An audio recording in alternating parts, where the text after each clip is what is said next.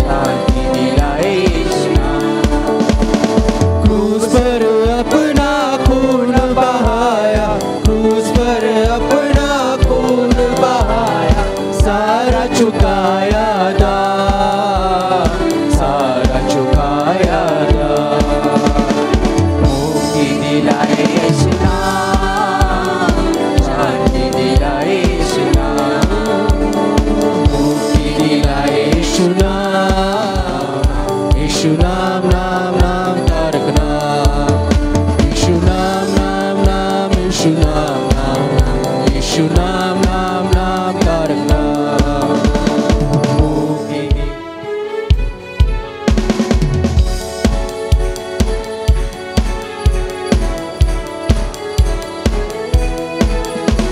सेनाओं का यहोवा हमारे संग संग है, याकूब का परमेश्वर हमारा ऊंचा गढ़ है। सेनाओं का यहोवा हमारे संग संग है, याकूब का परमेश्वर हमारा ऊंचा गढ़ है। जिसने आकाश बनाया, जिसने पृथ्वी बनाई, ओ जिसने आकाश बनाया, जिसने पृथ्वी बनाई, जो सर्वशक्तिमान प्रभु है, वो यहोवा हमारे संग संग है। जो सर्वशक्तिमान प्रभु है, वो यहोवा हमारे संग संग है। सेनाओं का यहोवा हमारे संग संग है, याकूब का परमेश्वर हमारा ऊंचा गढ़ है। सेनाओं का यहोवा हमारे संग संग है, याकूब का परमेश्वर हमारा ऊंचा गढ़ है। समुद्र को जिसने दो भागा, जंगल से मार्ग निकाला, ओ समुद्र को जिसने दो भागा, जंगल से मार्ग निकाला, जो वायदे को करता है पूरा, वो यहोवा हमारे संग संग है। जो वायदे को करता है पूरा, वो यहोवा हमारे संग संग है। सेनाओं का यहोवा हमारे संग संग है, याकूब का परमेश्वर हमारा ऊंचा गढ़ है। सेनाओं का यहोवा हमारे संग संग है, याकूब का परमेश्वर हमारा ऊंचा गढ़ है। लाजरस को जिसने जिलाया, जक्कई को जिसने बचाया, ओ लाजरस को जिसने जिलाया, जक्कई को जिसने बचाया, जिसके लिए सब है संभव, वो यहोवा हमारे संग संग है। जिसके लिए सब है संभव, वो यहोवा हमारे संग संग है। सेनाओं का यहोवा हमारे संग संग है, याकूब का परमेश्वर हमारा ऊंचा गढ़ है। सेनाओं का यहोवा हमारे संग संग है, याकूब का परमेश्वर हमारा ऊंचा गढ़ है।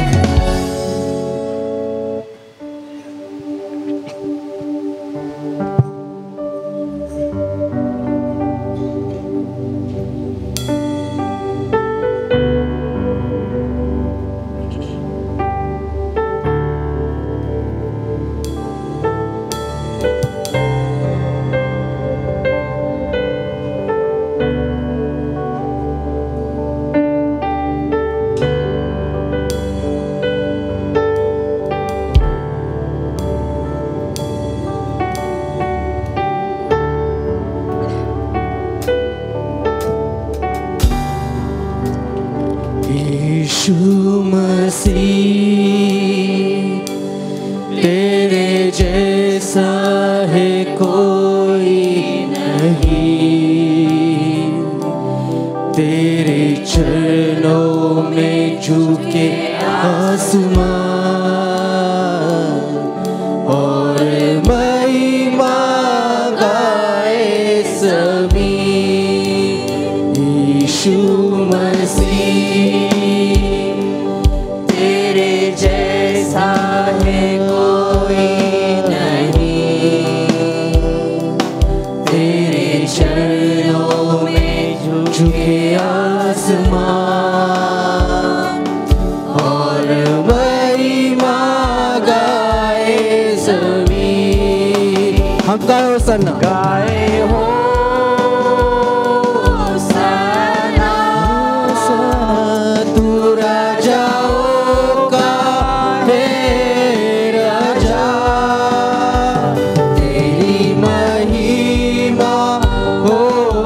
सदा तू है प्रभु हमारा खुदा। हम गाए हो सना, हम गाए हो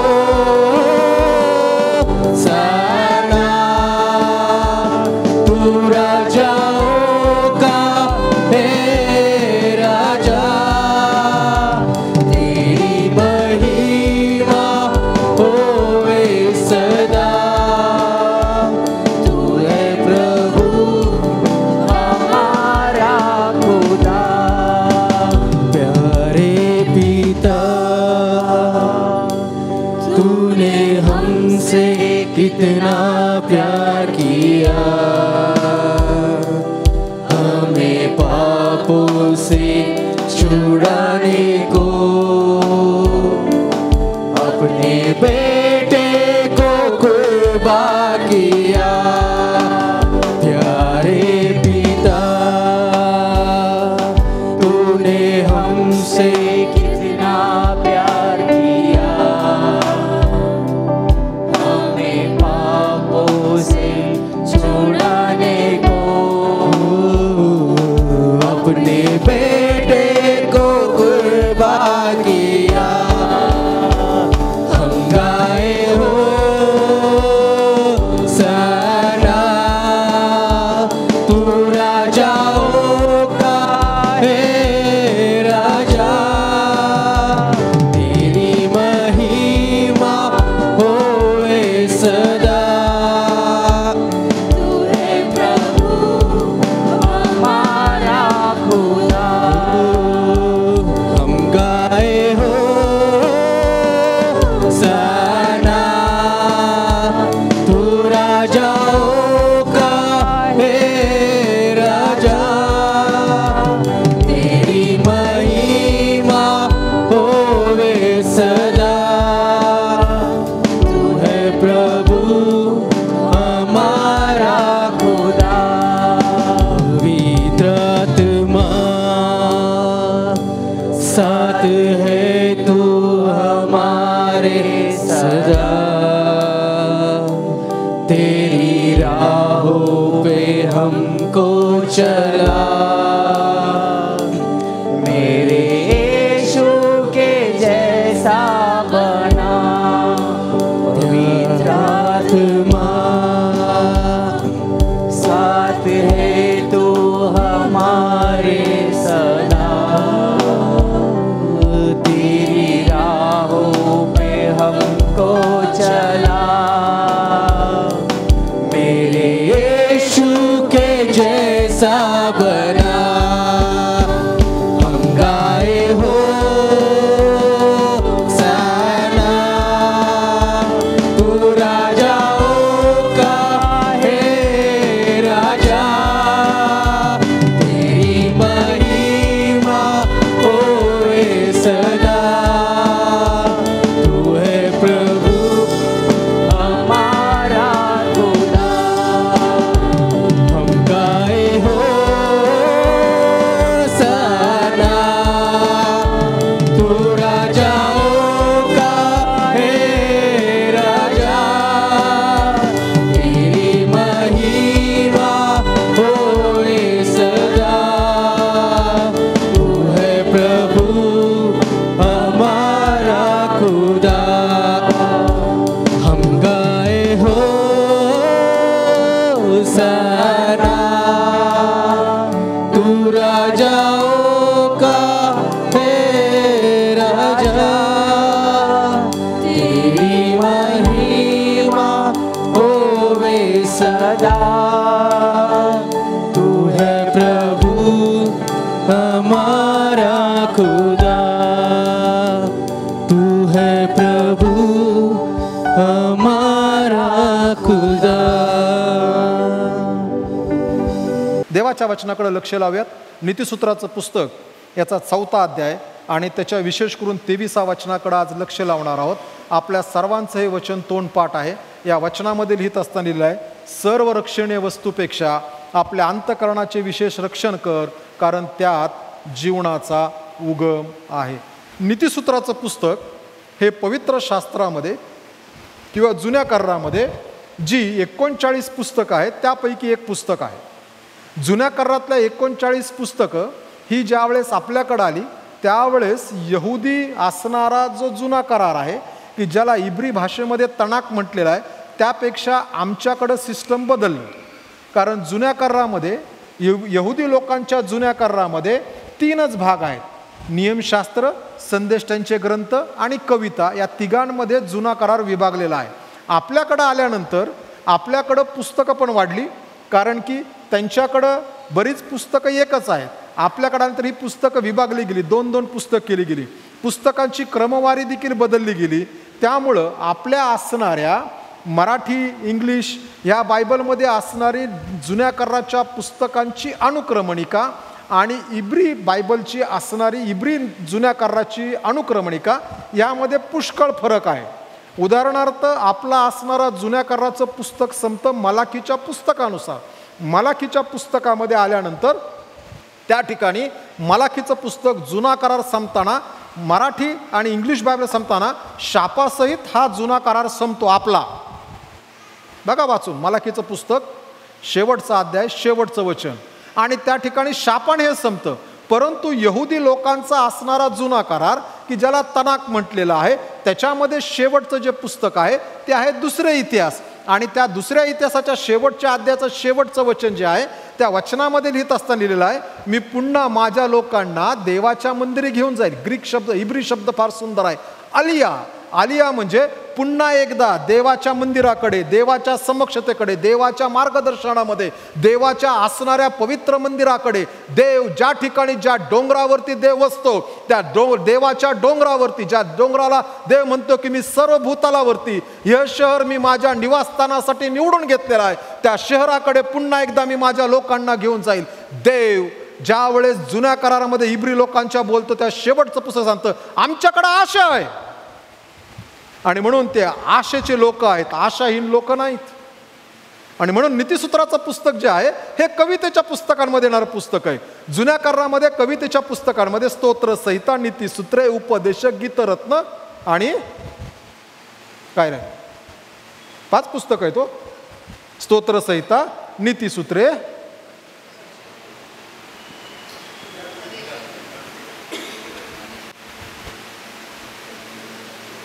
स्तोत्र, संहिता,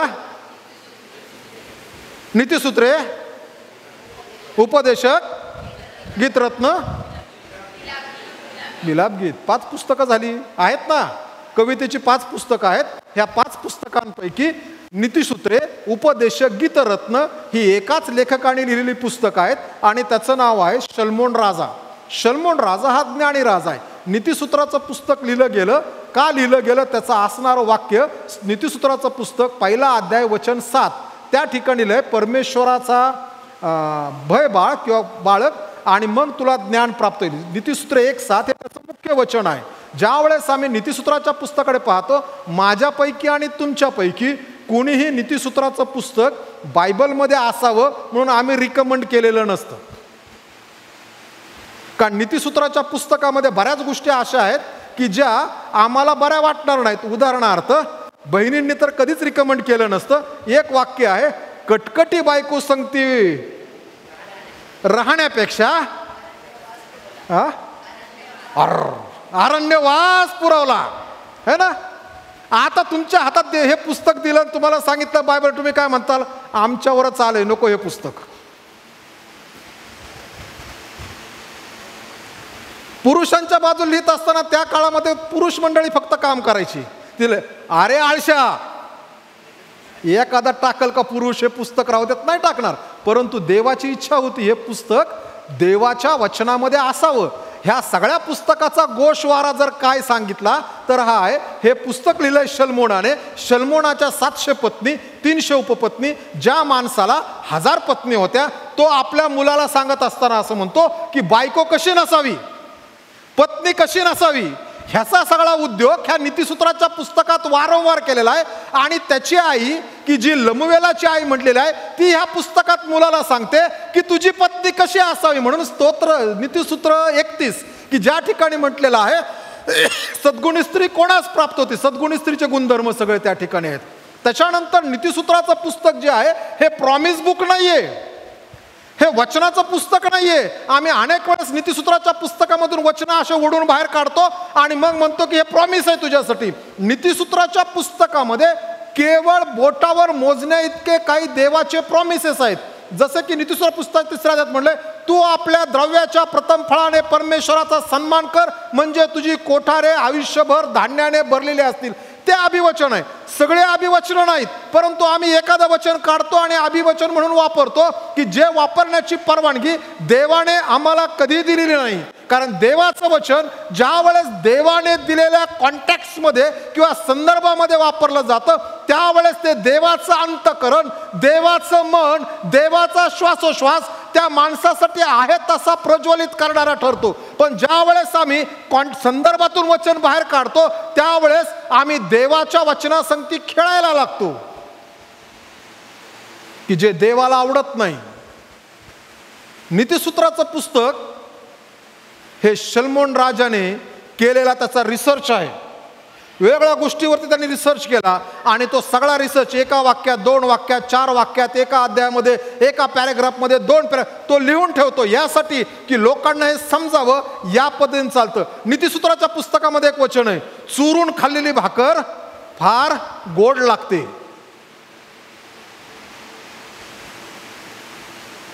देव तर म्हणतो निर्गमाच्या पुस्तकाच्या 20व्या अध्यायात 10 नंतर चोरी करू नको. हा त्याचा रिसर्च आहे म्हणून तो लिहितो. आणि देवाची इच्छा आहे की देवाच्या लोकांनी समजून घ्यावं की शेवटी देव न्याय करणार आहे. आणि अशा ह्या नीतिसूत्राच्या पुस्तकाकडे ज्यावेळेस आम्ही पाहतो त्यावेळेस एक ज्ञानी राजा हे सगळं लिहून ठेवतो. हा त्याचा रिसर्च आहे. आजही लोक वाचतात, आजही लोकांना ज्ञान प्राप्त होतं. आणि हे जे नीतिस्तोत्र आहे, नीतिस्तोत्र याचा अर्थ आहे नीतीचं जीवन जगण्यासाठी दिलेलं स्तोत्र, त्याला नीतिसूत्र म्हटलेलं आहे. आणि म्हणून ज्यावेळेस नीतिसूत्र म्हणले याचा अर्थ त्यातल्या ज्या गोष्टी आहेत, ज्या विरोधाभास निर्माण करणाऱ्या आहेत, त्यातून चांगला रिझल्ट काय होईल त्या पद्धतीने त्या पाळायच्या आहेत. म्हणून इब्री लोकास पत्राचा लेखक लिहित असताना असं म्हणतो, तुमच्या पूर्वजांच्या अनुकरणाचा किंवा विश्वासाचा परिणाम ध्यानात आणून त्याचं अनुकरण करा. आमच्या पूर्वजांनी एखादी गोष्ट केली पण त्याचा परिणाम जर बरोबर नसेल, त्यातून देवाचा गौरव जर होत नसेल, तर ते करण्याची परवानगी देव आम्हाला देत नाही. म्हणून आमच्या पूर्वजांनी केलं म्हणून आम्ही केलं पाहिजे नाही होत. नीतिसूत्राचं पुस्तक आमचं जीवन चांगलं होण्यासाठी दिलं. एकदा डॉक्टर बिली ग्रॅम यांना मुलांनी प्रश्न विचारला, आम्हाला देवासंगती कसं जीवन जगायचं समजत नाही आणि आम्ही तरुण आहोत, इतरांसंगती कसं जीवन जगायचं समजत नाही. आणि डॉक्टर बिली ग्रॅम यांनी सुंदर उत्तर दिलं, जर देवासंगती आमचं जीवन कसं असावं हे जर समजून घ्यायचं असेल तर स्तोत्र संहितेतील रोज 5 अध्याय वाचा. आणि लोकांशी कसं जगायचंय ह्याच्याविषयी जर तुम्हाला समजून घ्यायचं असेल, शिकायचं असेल, तर नीतिसूत्राच्या पुस्तकाचा रोज 1 अध्याय वाचा. कारण त्यात खूप लिहिलंय. नीतिसूत्राच्या पुस्तकात एक वचन आहे, आपल्या शेजाऱ्याच्या घरी पाऊल जरा विरळा टाक. एका भाषणात म्हटलं वेडा वाकडा टाक, म्हणजे जाऊ नकोस, सारखा सारखा जाऊ नकोस. तेच नीतिसूत्राचं पुस्तक सांगतं, पुष्कळ मित्र असण्यापेक्षा एक चांगला मित्र असलेला बरा. तेच नीतिसूत्राचं पुस्तक सांगतं, आपल्या स्वतःच्या भावापेक्षा एक जिवलग मित्र असलेला कधी पण चांगलं. सगळ्या गोष्टी आहेत, त्यातून काय पाळायचं. आणि अशा ह्या नीतिसूत्राच्या पुस्तकामध्ये शलोमोन राजा नीतिसूत्राच्या पुस्तकाच्या आपण वाचलेल्या अध्यायामध्ये आल्यानंतर तो असं म्हणतो, सर्व रक्षणीय वस्तूपेक्षा आपल्या अंतःकरणाचे विशेष रक्षण कर. सध्या जगामध्ये खूप मोठा खोटाटोप चालू आहे आणि जगामध्ये एक मोठा बिझनेस सध्या आहे की ज्याला आपण म्हणतो सिक्युरिटी बिझनेस. जगात तुम्ही कुठेही जा, तुम्हाला सिक्युरिटी ही सध्या सगळीकडे आम्हाला सर्वसाधारणपणे आम्ही पाहिलं तर आमच्या राज्यात सिक्युरिटी आहे. आम्ही गेल्यानंतर काही ठिकाणी लिहिलेलं असतं, you are under CCTV camera surveillance. तुम्ही CCTV कॅमेऱ्याच्या निदर्शनामध्ये आहात.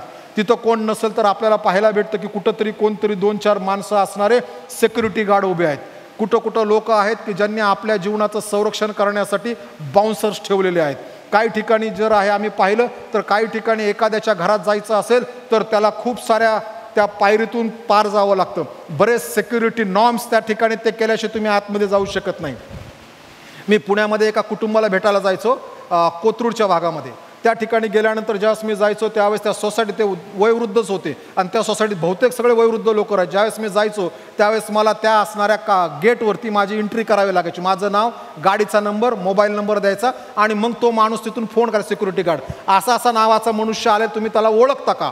आणि मग ते म्हणायचे हो ओळखतो. मग तो मला म्हणायचा जा म्हणत नाही, मी तुम्हाला त्यांचं घर दाखवतो चला म्हणायचा. मग तो माझ्या संगती तिथे यायचा आणि आल्यानंतर मग त्या सगळ्यांच्या घरांना डबल डोर होते, एक मेन डोर आणि दुसरं सेफ्टी डोर. आणि मग ते आतलं दार उघडल्यानंतर आतूनच ते पाहत असताना मग तो सिक्युरिटी गार्ड जो आलाय तो सांगतात त्यांना, हेच आहेत का ते, तुम्ही ह्यांना ओळखता का? आणि जोपर्यंत आतला माणूस होय म्हणत नाही तोपर्यंत तो काय हालत नसायचा. मी बरेच वेळेस विचार केला हा मागं का थांबतो. नंतर माझ्या लक्षात आलं आतल्या माणसाने जर नाही म्हटलं तर त्याच्या हातात एवढा मोठा दंडुका असायचा, ह्याने माझ्या डोक्यात घातलाच. सगळीकडे सिक्युरिटी आहे. माणसाच्या जीवनामध्ये वेगवेगळ्या गोष्टीसाठी माणसाने सिक्युरिटी करून ठेवली. जिंदगी के साथ भी जिंदगी के बाद भी. आणि शास्त्र आम्हाला म्हणतं जीवात जीव आहे तोपर्यंत खा पी मौज कर. माणसं मेल्यानंतरची सोय करू लागलीत. पुढची महत्त्वाची गोष्ट आम्हाला पाहायला भेटते, मनुष्य आपल्या जीवनामध्ये कशा कशाचं संरक्षण करतो ते आम्ही पाहायला पाहिजे. मनुष्य आपल्या धन दौलतीचं संरक्षण करतो आणि म्हणून माणसाकडं आपल्या असणाऱ्या धनसंपदेचं संरक्षण व्हावं म्हणून माणसाकडं काहींच्या घरात लॉकर आहेत, काहींच्या कपाटात. पूर्वी सगळ्यांकडे पेट्याच होत्या. जसं जसं गोदरेज कंपनीला गुपित भेटलं कसं काय करायचं, त्यावेळेस गोदरेज कंपनीची कपाटं आपल्या घरामध्ये 25-30 वर्षामध्ये, त्यापेक्षा अगोदर 30-40 वर्षापूर्वी आपल्या घरामध्ये येऊ लागले. आणि मग आम्ही म्हणून ही सिक्युरिटी आहे ते तोडण्याची कला पण काही लोकांनी शिकून घेतली. एकदा मनतोडे साहेबांसंगती मी गोदरेज कंपनीमध्ये होतो आणि त्यावेळेस त्या ठिकाणी गोदरेजचे मालक आले होते आणि आल्यानंतर ते सगळे कपाटं चेक करत होते. आणि त्यांनी चेक करत असताना त्यांनी एक सिक्युरिटी पाहिलं. ते ज्यावेळेस त्या एका कपाटाच्या समोर उभं राहिले त्यावेळेस त्यांनी त्यांच्या असणाऱ्या माणसाकडून जो पीए त्याकडनं 100ची नोट घेतली. कपाट बंद केल्यानंतर हे जे दार आहे त्या दारामध्ये 100ची नोट त्यांनी टाकली. ती 100ची नोट आतमध्ये गेली आणि ते म्हणाले हे कपाट रिजेक्टेड आहे कारण की ह्याच्यामध्ये गॅप आहे, 100ची नोट जाते म्हणजे हे बरोबर नाही. इतका सुद्धा गॅप नकोय. माणसं इतकं सिक्युरिटीला सध्या महत्त्व देत आहेत. आपली धन दौलत सुरक्षित ठेवण्याचा अधिकार प्रत्येकाला आहे. आम्ही रस्त्यावर फेकून देत नाही ते सिक्युरिटी. परंतु कधी कधी आमच्या त्या धन दौलतीकडे आमचं एवढं लक्ष आहे की येशू ख्रिस्त म्हणतो की एक तर तू धनाची चाकरी करशील किंवा माझी चाकरी करशील. ह्या धनामध्ये केवळ पैसे आडका जमीन जुमला एवढंच येत नाही. काही लोकांसाठी धन दौलत म्हणजे त्यांचं प्रेस्टीज आहे, त्यांचा मान आहे, सन्मान आहे. तो खाली गेला तर लोकांना अनेक वेळेस बेचैन होतं. एखाद्या कार्यक्रमामध्ये गेले आणि त्यांना जर गुलाबाचं फूल कोणी दिलं नाही तर त्या माणसाला बेचैन होतं, मला कसं भेटलं नाही. मग माणसं कधी कधी त्यालाच सांगतात 3 वेळेस. त्याची इच्छा नसेल तरी तो म्हणतो या अब्राहम श्रीवास्तव पुढे येतील त्यांना गुलाबाचं फुल. कोणाचं गुलाबाचं फुल आहे? दीपक जाधवनं दिलेलंच गुलाबाचं फुल माझ्याकडे फिरवलं कारण माझ्यासाठी आणलंच नव्हतं. काही लोकांना मान आणि सन्मान ह्याची त्यांना सिक्युरिटी वाटतं, संरक्षण करावं त्याचं. काही लोकांना आपल्या ज्ञानाचं संरक्षण करायला वाटतं, त्यांचं ज्ञान सुरक्षित राहावं, कोणापर्यंत जाऊ नये. आणि म्हणून आपल्या देशामध्ये वडिलोपार्जित खूप गोष्टींचा शोध ऋषीमुनींनी आणि आपल्या पूर्वजांनी लावला. परंतु सगळंची सगळं ज्ञान दुसऱ्या पिढीपर्यंत गेलं नाही. आणि ते न गेल्यामुळं बरंचसं ज्ञान त्या माणसासंगती पुन्हा त्याच्या असणाऱ्या अनंतकालिक वाटेवरती ते निघून गेलं कारण त्याने त्याच्या शिष्यांना ते दिलंच नाही. म्हणून शास्त्र सांगत असताना आम्हाला सांगतं नीतिसूत्र पुस्तकामध्ये आपल्या मुलांना तू सगळं ज्ञान दे, त्याच्या संगती तू बोलत राहा, माझी वचनं सांग. पुढच्या पिढीला लेगसी देणं ही फार महत्त्वाची गोष्ट आहे. काही लोकांना आपल्या असणाऱ्या नातेसंबंध सुरक्षित ठेवणं त्यांना फार आवडतं. ते कसे सुरक्षित राहतील याविषयी लक्ष केंद्रित करतात. प्रत्येक माणसाच्या जो जिव्हाळ्याचा विषय आहे, त्याच्या अंतःकरणाचा विषय त्याकडे पाहतात. एकदा मुंबईच्या शहरामध्ये एक नवीन जोडपं चाललं होतं आणि नवीन जोडपं चालल्यानंतर आता मुंबईला फार गजबज असते है ना. हे जोडपं चाललं होतं, दोघांचं नवीन लग्न झाले, काही महिने झालेले असतील आणि समोरून एक दुसरी तरुण मुलगी येत होती. आणि तरुण मुलगी ज्या वेळेस आली त्यावेळेस ती तरुण मुलगी त्या मुलाकडे अशी बघत होती. ह्याच्याकडेच बघतो, ह्याची बायको पण इथं बसली हे का ना, अशी बघत होती. आणि मग ती जी बायको आहे ना, ती बायको त्या मुलीकडे एकटक बघत होती की हा माझ्या नवऱ्याकडे बघतो. तिच्यासाठी ती इनसिक्युरिटी आहे की ती दुसरी मुलगी माझ्या नवऱ्याकडे बघते. तिच्यासाठी जे आहे ते ज्या वेळेस पाहते त्यावेळेस ती या दृष्टिकोनातून पाहते, याचं संरक्षण केलं पाहिजे. आम्ही ज्या वेळेस सिक्युरिटीकडे पाहतो, आम्ही खूप नॉर्म्स करतो, खूप गोष्टी करतो, बऱ्याच योजना करतो, बऱ्याच गोष्टीतून आम्ही जातो. ह्या सगळ्यातून आम्ही जात असताना आम्ही मात्र ज्याचं संरक्षण करत आहोत हे निष्फळ आहे, ज्याचं संरक्षण करत आहोत हे संपुष्टात येणार आहे, ज्याचं संरक्षण करत आहोत आम्ही मेल्यानंतर ते दुसऱ्या कोणाला तरी प्राप्त होणार आहे. आम्ही ज्याचं संरक्षण करत आहोत त्याची देवाच्या समोर कुठलीही किंमत राहिलेली नाही. ज्याचं आम्ही संरक्षण करत आहोत त्याला आम्ही आमच्या असणाऱ्या तारणाऱ्या प्रभू येशू ख्रिस्त आणि देव त्याचा जिवंत पिता, सर्वसमर्थ देव आणि पवित्र आत्मा यापेक्षा आम्ही जास्त स्थान देत आहोत. आम्ही ज्या वेळेस ह्या सर्व गोष्टींचं संरक्षण करत आहोत त्यावेळेस ते कळत न कळत आम्ही देवापासून दूर जात आहोत.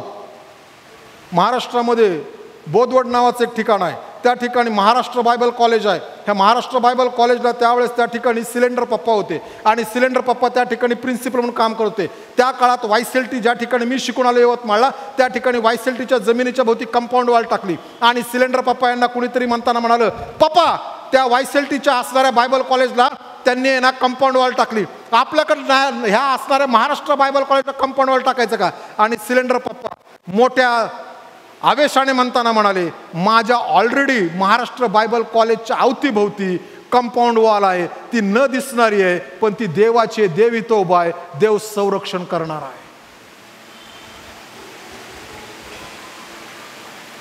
आम्ही ज्या वेळेस संरक्षणाकडे येतो, जे नाश पावणार त्याचं आम्ही संरक्षण करत आहोत. परंतु देवाची इच्छा ही आहे की आम्ही कशाला स्थान द्यावं आणि कशाचं संरक्षण करावं.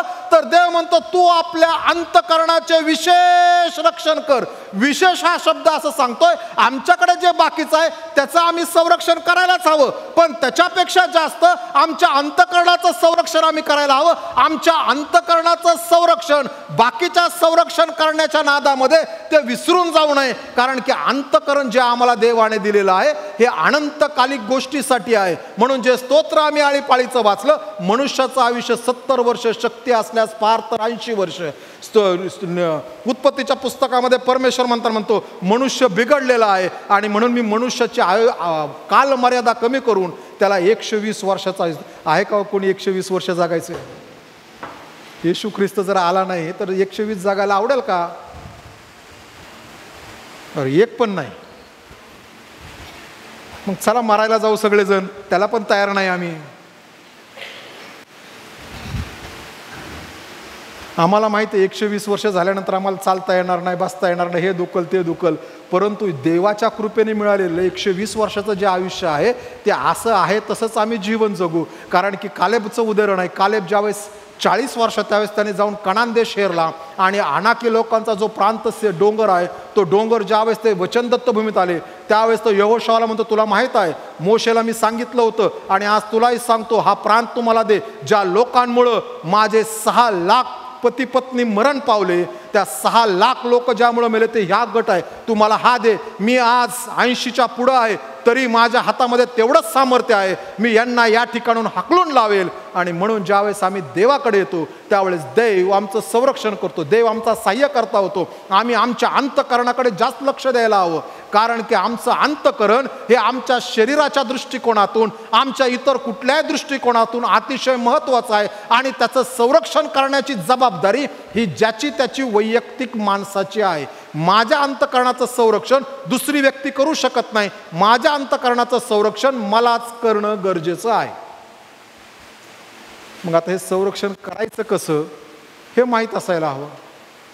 आणि स्तोत्रकर्ता 119 मध्ये स्तोत्रकर्ता लिहित असताना स्तोत्रसंहिता 119 वचन 11 मध्ये स्तोत्रकर्ता लिहित असताना, हे देवा तुझे वचन मी आपल्या अंतःकरणात जपून ठेवले. स्तोत्रसंहिता 119 आणि वचन 11 मध्ये जर आम्ही आलो तर तो म्हणतो, मी तुझ्या विरुद्ध पाप करू नये म्हणून मी आपल्या मनात तुझे वचन जपून ठेवलेलं आहे. आमच्या अंतःकरणाचं संरक्षण करण्यासाठी सर्वात पहिली महत्त्वाचं गोष्ट देवाचं वचन आमच्या अंतःकरणामध्ये आम्ही जपून ठेवायला हवं.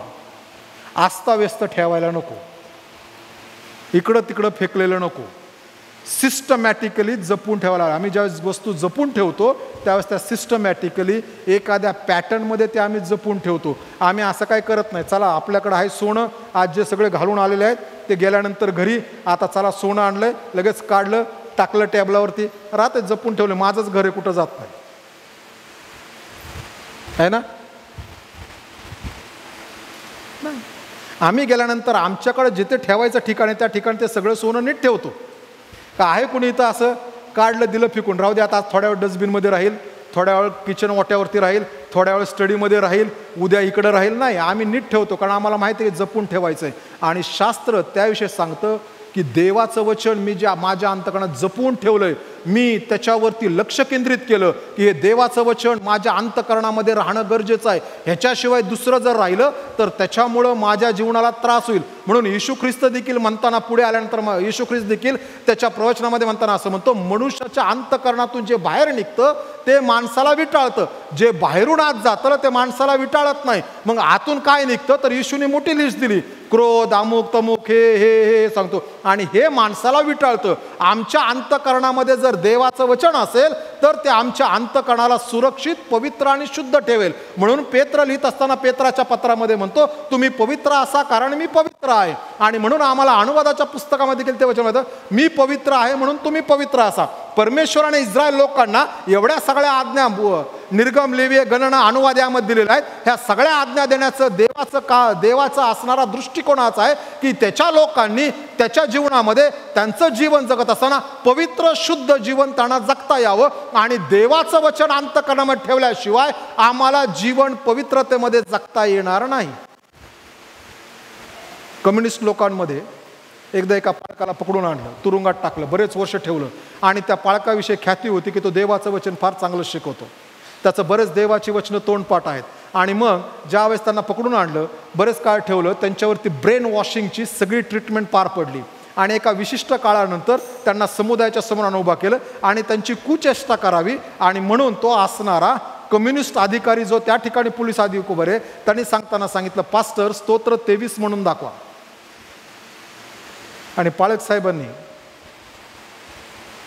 आपले डोळे बंद केले आणि सगळे हसायला सुरुवात करणार. तेवढ्याच पाळक सगळं, परमेश्वर माझा मेंढपाळ आहे, मला काही उणे पडत नाही, अख्खं स्तोत्र 23 म्हणाले.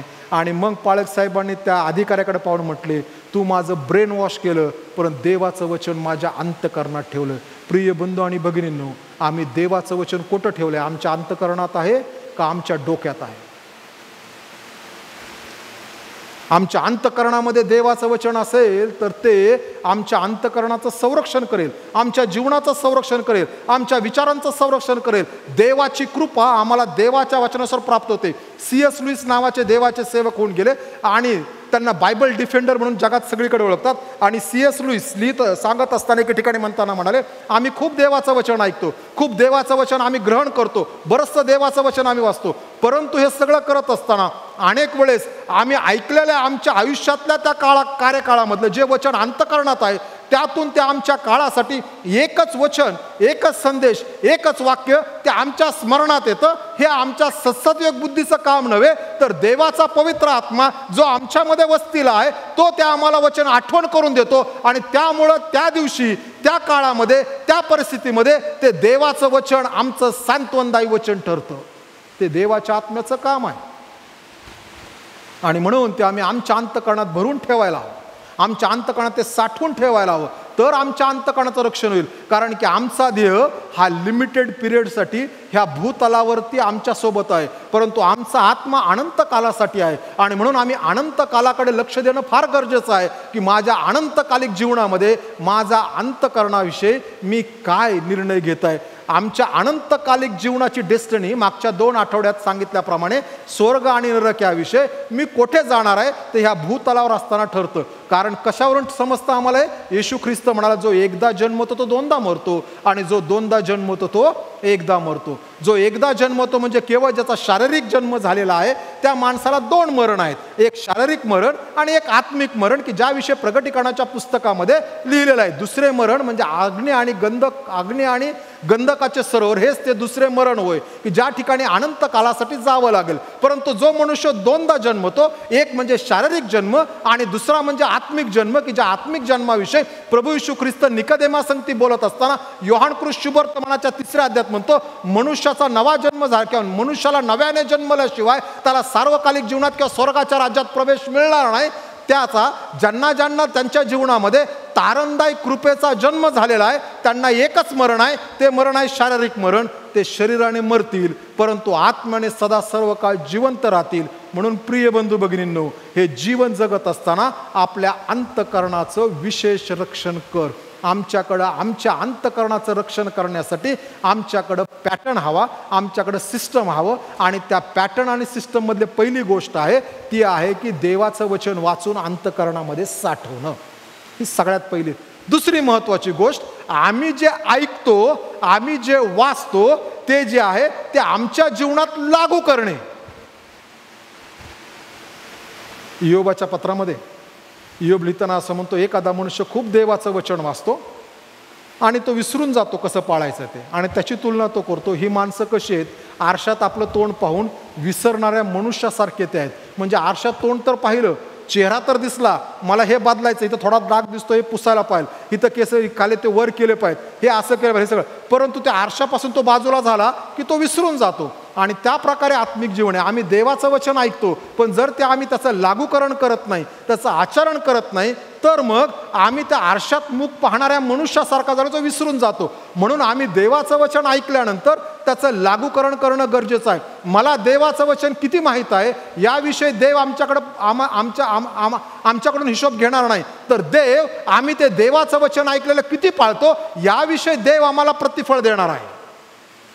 मला अख्खं बायबल तोंडपाठ असेल पण मी त्या बायबलचं जर अनुकरण करत नसेल आणि पाळत नसेल तर त्याचा काय अर्थ नाही. आणि बायबल जे आहे ते घरात पण पाळावं लागतं, कामाच्या ठिकाणी पाळावं लागतं, वैयक्तिक जीवनात पाळावं लागतं, मंडळीत पाळावं लागतं, सुवार्थ सांगताना पाळावं लागतं, एकटे असताना पाळावं लागतं, दुकटे असताना पाळावं लागतं, समुदायात पाळावं लागतं.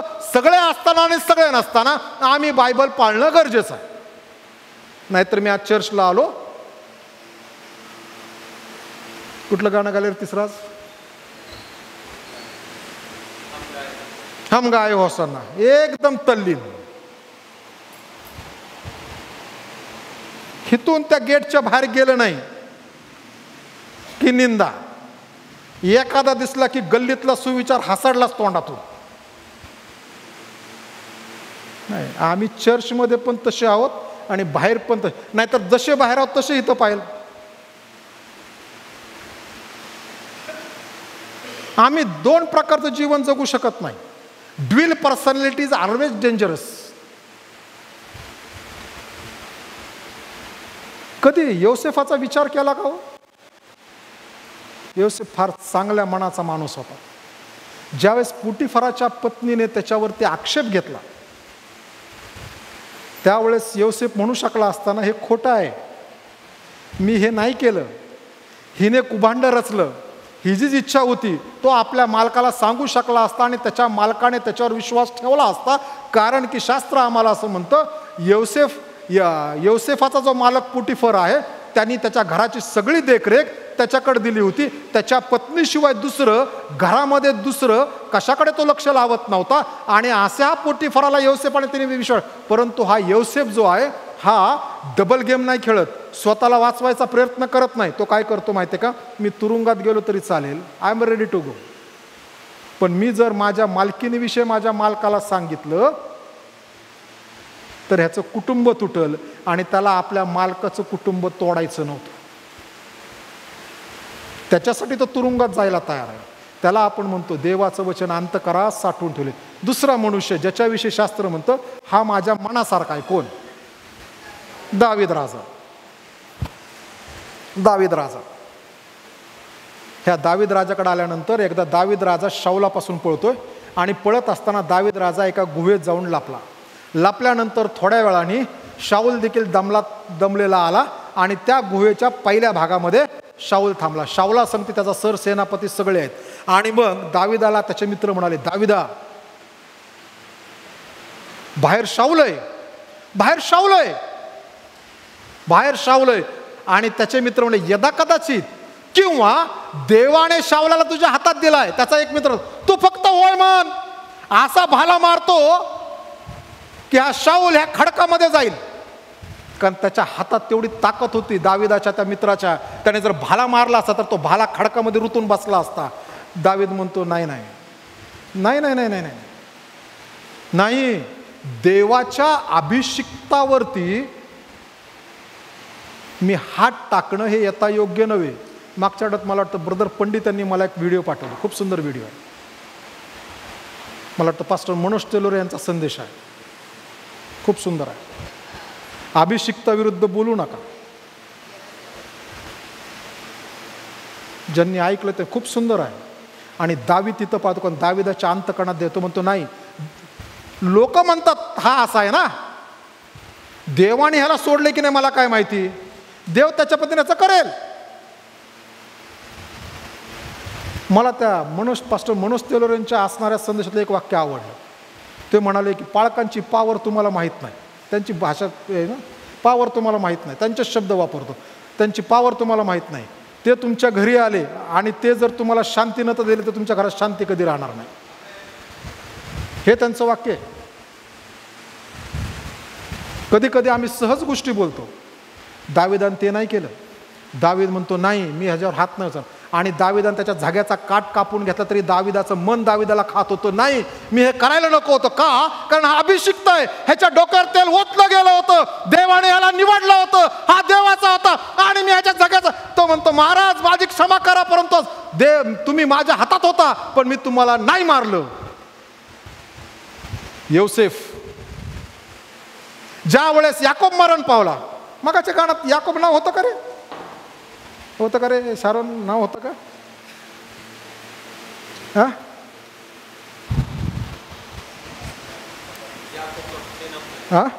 हा सेनाओं का यहोवा हमारे संग संग है. हा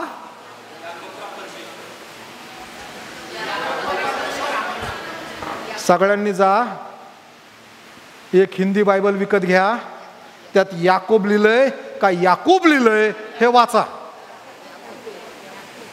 सेनाओं का यहोवा हमारे संग संग है, याकूब का परमेश्वर. आम्ही मराठीत हिंदी टाकली आपली मिक्सचर है की नाही. ज्या वेळेस याकोब मरण पावल्यानंतर ह्या 11 भावांना भीती वाटली आणि मग ते योसेफाकडे जातात आणि योसेफाला सांगताना म्हणतात बघा हे 11 भाव योसेफाकडे गेले तर हे डिप्लोमॅटिक आहे. आपल्या देशामध्ये डिप्लोमॅटिक शब्दाला स्थान कधी मिळालं माहिती आहे का? हे चांगली गोष्ट आहे. ज्यावेळेस PV नरसिंहराव यांचं सरकार होतं आणि त्याच्यामध्ये जयललिता, समता आणि ममता अशा 3 जणी होत्या आणि त्या काहीतरी कुरापत केली की त्या दिल्लीमधून जॉर्ज फर्नांडिस नावाचा आपला भाऊ तिथून निघायचा आणि ह्यांच्या संगती जाऊन तो निगोशिएशन करायचा आणि त्याच्यामुळे ते सरकार बरंचसं मोठं. आणि मग तेव्हापासून आपल्या देशामध्ये अरे diplomatic it is a good word. आणि तेव्हापासून त्याच्या अगोदर आपल्याकडे डिप्लोमॅटिक माणसाला म्हणते फसवा आहे. हा 2 बाजूनी बोलतो, तेव्हापासून हे झालं. आणि हे 11 भाव गेल्यानंतर तिथंही गेल्यानंतर ते योसेफा सांगते diplomatically they put their words very wisely. ते म्हणतात हे याकोबा तुझे वडील जिवंत असताना त्यांनी असं सांगितलं होतं की माझ्या ह्या मुलांनी तुझ्या विरुद्ध जो अपराध केलेला आहे तू त्यांच्या शिरी मोजू नकोस, तर तो माझ्याकडे टाक. आणि याकोबाने ते ऐकलं, योसेफाने ते ऐकल्यानंतर योसेफ या 11 भावांना म्हणतो मी काय देवाच्या ठिकाणी आहे काय? अनेक वेळेस जगामध्ये ज्या वेळेस लोकांच्या हातामध्ये सत्ता येते त्यावेळेस लोकांना देव बनायला आवडतं.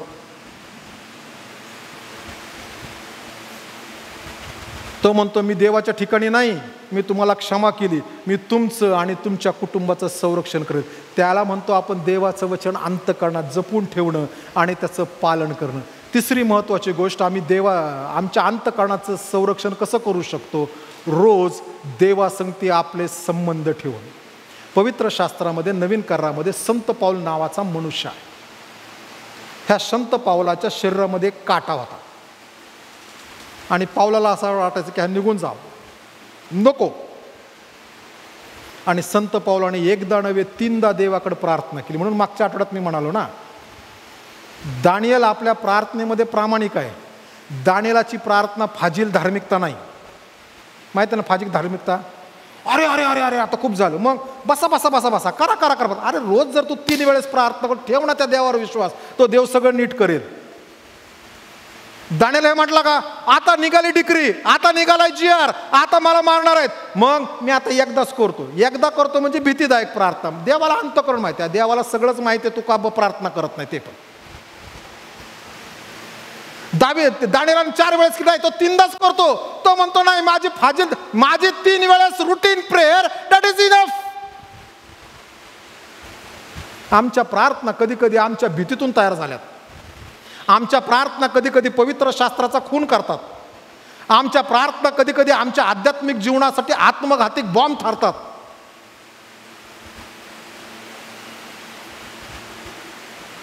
संत पाऊल म्हणतो, मी 3दा प्रार्थना केली, हे देवा हा काटा माझ्या शरीरातून काढून टाक. देव काय म्हणाला? माझी कृपा तुला पुरेशी आहे.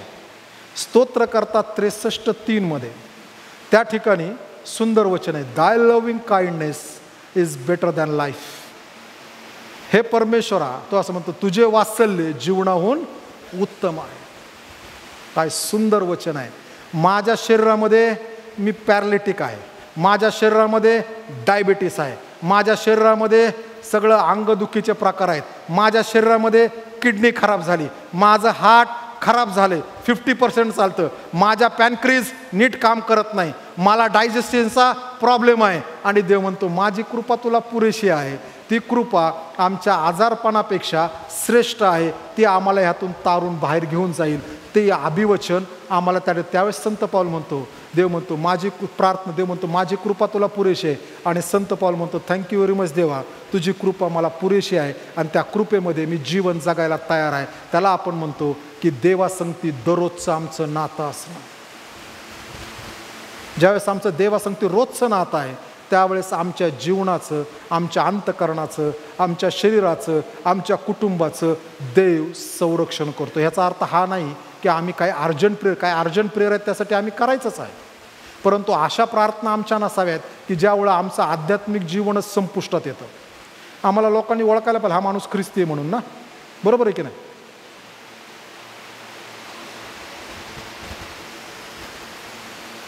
लोकांनी ओळखायला पाहिजे आम्हाला.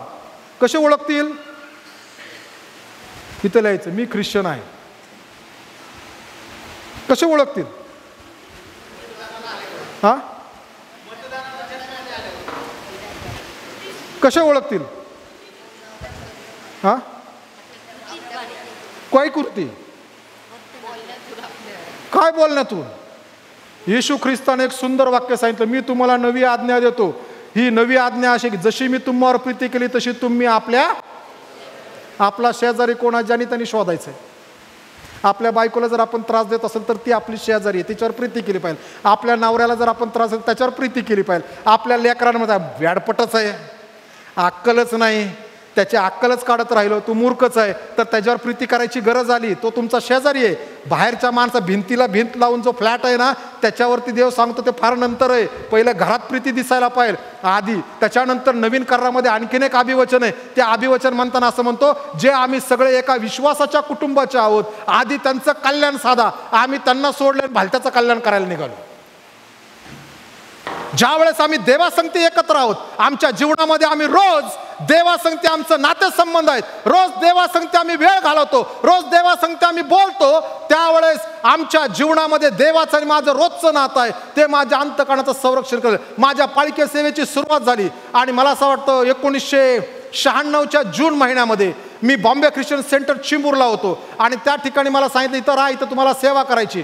आणि मम्मी निघून गेले, पप्पा निघून गेले, सगळं मी त्या ठिकाणी राहू लागलो. आणि राहत असताना मला त्या ठिकाणी मला वाटतं 2ऱ्या-3ऱ्या दिवशी पास्टर BC भोसले भेटले की जे आपल्या कॉन्फरन्सचे सिनियर पास्टर त्यावेळेसचे होते. आणि ते भेटल्यानंतर मी त्यांना भेटलो, माझं बोलणं झालं आणि मी म्हणलो, पाळक साहेब, या ठिकाणच्या सेवेचं असणारी मूर्तमेढ तुम्ही लावली आणि हे तुम्ही काम वाढवलं, कारण की त्यावेळेस आजचं विद्याविहार, त्यावेळेसचं किरोळ, या ठिकाणी तुम्ही ह्या असणारी चर्चची सेवा सुरू केली होती.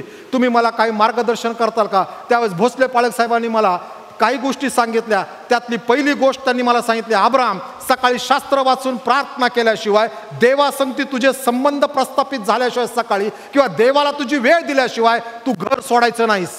ही सगळ्यात पहिली पालखी सेवेची पायरी आहे. दुसरी गोष्ट त्यांनी सांगताना सांगितली, देव आपल्या पाळक लोकांना खूप वचन देतो, हे सांग, आम्ही मंडळीला भीतून सांगत नाही.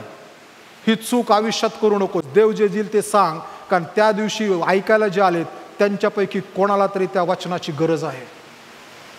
तू त्याच्या आत्म्याचा नाश करू शकत नाही तुझ्या विचारानुसार.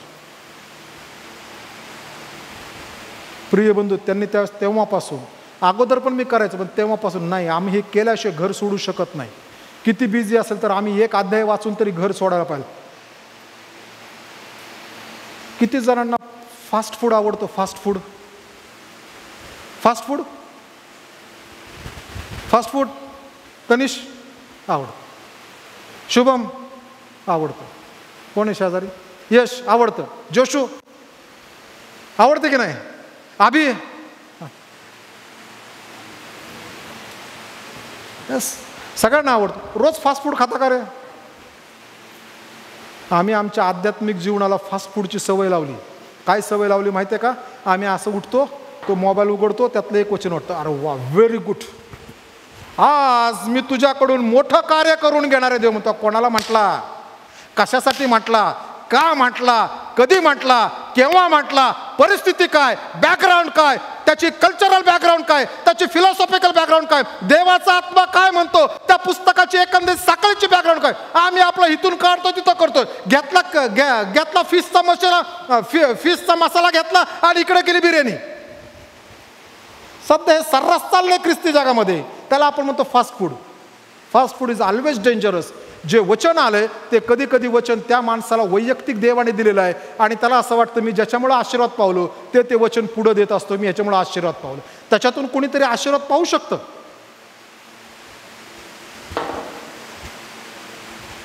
प्रिय बंधू आणि भगिनींनो, देवाचं माझं रोजचं नातं पाहिलं. ख्रिस्ती समाजाची एक दुर्दशा आहे आणि ती दुर्दशा अशी आहे की ख्रिस्ती समाजामध्ये फक्त 12% लोक दररोज बायबल वाचतात. 48% लोक कधी कधी बायबल वाचतात. कधी कधी म्हणजे काय? झाला डेंगी, आपल्या भाषेत डेंगू झाला. डेंगू. स्तोत्र 91, तुझ्यावर कुठलेही मरी चालणार नाही. गुड. रात्री निघाला प्रवासाला, एकटाच प्रवास चाललाय. मग स्तोत्र 23, मृत्यू छायेच्या दरीतून मी जा. ती मृत्यू छायेची दरी तुझ्या रस्त्याची नाहीच ना बाबा, ती वेगळी मृत्यू छायेची दरी आहे. आम्ही ओढलं, इकडून आणलं, जोडले 2 DC AC करंट जोडले की स्फोट होणारच. आणि मग परत आपणच म्हणतो काय देव आशीर्वादच देत नाही. कसा देईल? जे देवाने केलंच नाही. देव जे सांगतच नाही. देव ज्याच्यावर कृपाच होतच नाही. ज्याच्यावरची देव म्हणतो की हे माझं नाहीच आहे, हे तुम्ही तुमचं मिळवलंय, हे तुम्ही उभा केलंय, ही तुमची गोष्ट आहे, त्या देव आशीर्वाद कसा होता येईल?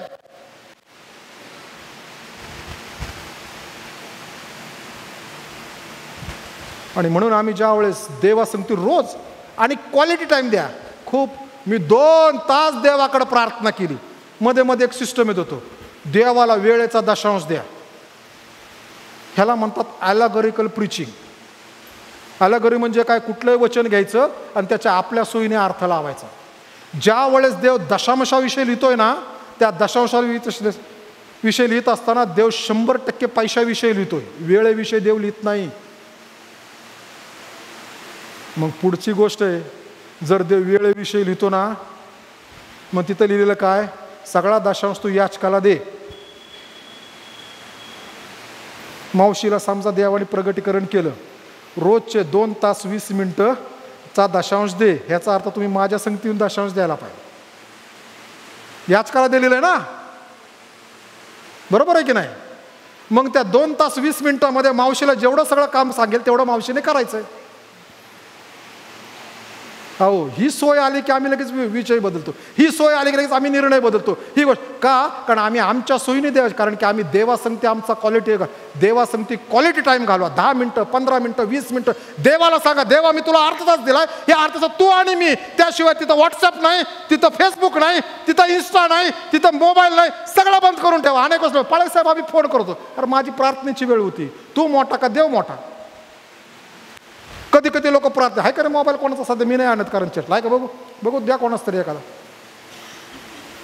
बरं झाले 2-2 आले. चर्च झाल्यानंतर याचा निलव करू. बघा प्रार्थना चालली, गुंग गुंग हाल प्रार्थनेत. काय गरज आहे? घेल ना समजून तो बाबा कुठंतरी बसलाय. जा बरं पंतप्रधानाच्या पुढं काढतो का आम्ही? आम्ही देवाला आमच्या खिशातलं मॉडेल केलंय म्हणून आम्ही कधी पण काढतो आणि कधी पण बोलतो.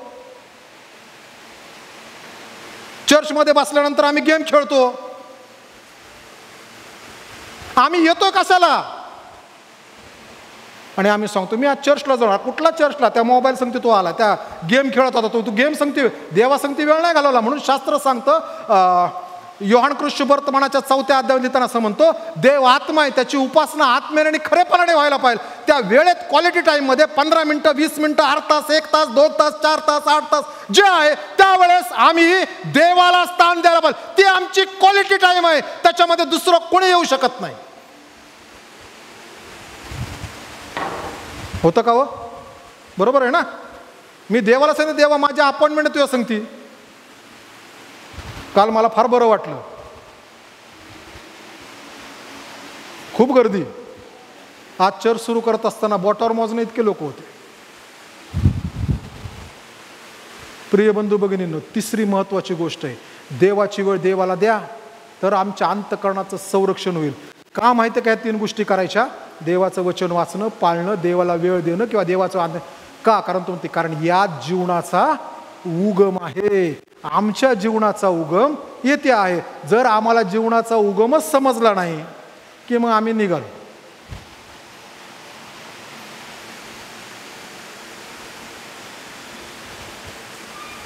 मी सुरतमध्ये होतो, OM संध्या, ज्यावेळेस बाबरी मशीद पडली त्यावेळेसच्या वर्षाची गोष्ट. आणि मग थोडं गोष्टी निवडायला लागल्या. आणि जिथं आम्ही राहिलो तिथून येत असताना रेड लॅम्प एरिया होता. आणि तिथून जात असताना मग त्या ज्या स्त्रिया आहेत त्या नेहमी उगाचच हाक मारायच्या. आणि आमच्याकडे एक मुलगा होता, तो त्यांनी हाक मारायचा, तो हिकडचा रस्ता तिकडे जायचा आणि त्या मुद्दा म्हणून हाक मारायच्या. आणि मग मला बरेच दिवस, 8-10 दिवस झाल्यानंतर मला असं वाटलं ह्यांना सुवार्ता सांगायला पाहिजे. आणि म्हणून मी नेमका त्या दिवशी पण माझा पार्टनर जॉन, OM मध्ये नियम आहे सुवार्तेला जाताना 2x2 जायचं. येशूने 2-2 पाठवले ना. जॉन त्या एका एकीने हाक मारली, इधर आओ इधर आओ, तर मी तर गेलो. तर जॉन मला सोडून मला म्हटला किधर जा रहा है. तो गुज्जू होता ना, किधर जा रहा है. मग मी गेलो, त्या स्त्रीशी उभा राहिलो. ते म्हणले, मी म्हटलं काय काम आहे, तुम्ही बोलवलं. ते हसली. मी म्हटलो मी येशूची सुवार्ता सांगतो, येशू तुमच्यावर प्रीती करतो. ते म्हणले आमच्यावर कोणी प्रीती करत नाही. म्हटलं येशू प्रीती करतो. आणि मग मी तिला त्या असणारी स्त्री की जिला धरून येशूच्या समोर आणलं, येशू लिहिलं की इथून पुढे पाप करतो, दाखला सांगितला, शास्त्रामध्ये उघडून वाचून दाखवलं, तिला सांगितलं. आणि मग ती रोज येता जाता मग मी तिच्याशी बोलू लागलो. असं म्हणता म्हणता त्याचा 30-35 रोज सकाळी वाट बघायच्या. आणि मी त्या 30-35 जणांना सांगितलं. आणि मग मी एक दिवस त्यांना सांगितलं, आता मी 2 दिवसानंतर चाललो अहमदाबादला, परत संपलं माझं इकडची वेळ. आणि मग त्या म्हटल्या उद्या दुपारी आमच्याकडे जेवायला येशील का? मी म्हणलो हो येईल ना. माझ्या संगतीचं एक कॅन्डिडेट होता ना, त्यांनी जाऊन सांगितलं ह्याला उद्या तिकडे जेवायला बोलवलंय. हां, मी म्हटलं ज्याला कोणाला असेल संगती या. त्याच्या संगतीत 2 जण आले. त्या सगळ्या 35 जणी एका वाक्यात म्हणाल्या, आम्हाला कुणीतरी जीवन सांगितलं काय की जे बायबलमध्ये आहे ते आम्हाला नव्हतं माहिती. त्या 35 जणींनी 35 पदार्थ बनवले होते, प्रत्येकीने वेगळा पदार्थ. म्हणलं मी एवढं नाही, माझं जेवण एवढं नसतं. त्यांनी ते सगळं बांधून आम्हाला दिलं. मी माझे 9 मित्र रूमवरती, त्या सगळ्यांसंगती गेलो. खूप सुंदर होतं. मी जात असताना मी त्यांना म्हणालो, येशू संगती विश्वासवर, मला माहीत नाही तुम्ही इथून निघताल की निघणार नाही. कधी कधी आम्ही आमच्या स्वकेंद्रित बुद्धीच्या विचाराने बऱ्याच लोकांना गमावतो. पण ज्यावेळेस आम्ही येशूकडे येतो त्यावेळेस आम्हाला जीवनाचा उगम समजतो. आणि त्या स्त्रियाने जीवनाचा, त्याच्यानंतर जवळजवळ मला असं वाटतं 1-1.25 वर्षानंतर एक बातमी मी वाचली न्यूजपेपरमध्ये, सुरतच्या अमुक अमुक रेड लॅम्प एरियामधून जवळजवळ 150 स्त्रियांना सोडवण्यात आलं. माहीत नाही त्यात त्या होत्या की नाही. प्रिय बंधू भगिनींनो, आमच्या जीवनाचा उगम आमच्या अंतःकरणात आहे. आमच्या अंतःकरणाचं संरक्षण देवाचं वचन, देवाची समक्षता, देवासंग यातच नात आहे. आणि म्हणून त्यासंग बाकी जे सगळं आहे हे दुय्यम आहे, त्याला पहिलं स्थान देऊ नका. सर्वजण उभं राहूयात, प्रार्थना करू. त्यानंतर प्रभूने शिकवलेली प्रार्थना, आशीर्वाद आणि सुवंद्या परात्पर म्हणून उपासनेचा समारोप करूयात. हे प्रभुदेवा, आम्ही तुझ्या नावाला धन्यवाद देतो, स्तुती करतो, उंचावतो. गौरव आणि सन्मान तुला देतो, मान आणि महिमा देतो, कारण की तू आमचा प्रेमळ आणि जिवंत देवबाप आहेस. यावेळेस आम्ही सर्व गौरव सन्मान तुला देतो. आमच्या जीवनामध्ये दिलेली सगळ्यात महत्त्वाची देणगी अंतःकरण आहे. आणि आज तू आम्हाला सांगितलंस की आमच्या अंतःकरणाचं आम्ही संरक्षण करायला हवं. आणि त्यासाठी तुझी कृपा तो जे वचन आज आमच्याकडे आले ते आमच्या जीवनात 30 पट 60 पट आणि 100 पट पीक देणारं ठरावाशी तुझी कृपा तो आमचा सहाय्य करता पुढारी हो. विभक्त होत असताना तुझी कृपा आमच्या संगती असू देत. उद्याचं असणारं पर्सनल इमॅजिनिझमचं सेमिनार आम्हा प्रत्येकासाठी तो आशीर्वादित तू कर जे येणार आणि त्याचा उपयोग मंडळीच्या उन्नतीसाठी आणि मंडळीच्या वाढीसाठी तू करून घे. प्रेमळ प्रभुदेव, आम्ही तुझ्याकडे प्रार्थना करतो आणि तुला हे म्हणतो, परमेश्वरा, या आठवड्यातली असणारी मंडळीची प्रत्येक सेवा तू आशीर्वादित तू कर. तुझी कृपा तू दे, सहाय्य करता पुढारी. या आठवड्यामध्ये जे उपवास आणि प्रार्थना करणार आहेत त्यांना लागणाऱ्या कृपेने संपन्न तू कर, त्यांचा सहाय्य करता पुढारी. आमच्या प्रत्येकाच्याद्वारे तुझ्या नावाचं गौरव होऊ देत. प्रार्थना येशूच्याद्वारे मागतो म्हणून तो आई. आमेन. हे आमच्या स्वर्गातील पित्या, तुझे नाम पवित्र मानले जाव. तुझे राज्य ये. जसे स्वर्गात तसे पृथ्वीवरही. तुझ्या इच्छे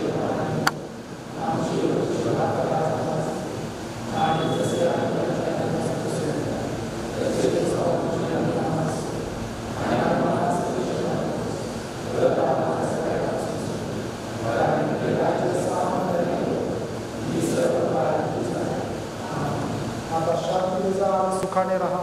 म्हणजे देव जो बाप याची प्रीती, तारणाऱ्या प्रभू येशू ख्रिस्ताची कृपा आणि प्रेमळ पवित्र आत्म्याची सहभागिता आम्हातील प्रत्येकाबरोबर, देवाच्या सर्व लेकरांबरोबर आता आणि येशूचे दुसरेने होईपर्यंत असो. आमेन.